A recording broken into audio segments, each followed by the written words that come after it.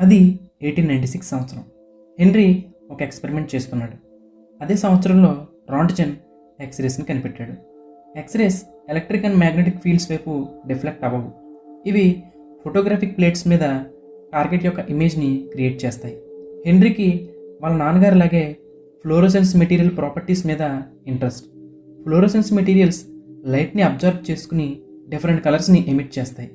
Henry experiment ఏంటంటే ఈ material లైట్కి ఎక్స్పోజ్ అయినప్పుడు ఆ లైటింగ్ వల్ల ఫోటోగ్రాఫిక్ ప్లేట్స్ మీద ఏదైనా ఎఫెక్ట్ ఉంటుందా లేదా అని. హెన్రీ పొటాషియం యురేనిల్ సల్ఫేట్ అనే ఒక ఫ్లోరోసెన్స్ మెటీరియల్ని తీసుకున్నాడు. ఫోటోగ్రాఫిక్ ప్లేట్ లైట్కి ఎక్స్పోజ్ అవ్వకుండా ఒక పేపర్తో కవర్ చేశాడు. ఆ ప్లేట్ని ఈ మెటీరియల్ దగ్గర ఉంచాడు.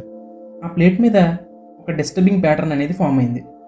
ఈ మెటీరియల్ లైట్కి ఎక్స్పోజ్ అయినప్పుడు X rays type of radiation release చేస్తుందని అనుకున్నాడు. అయితే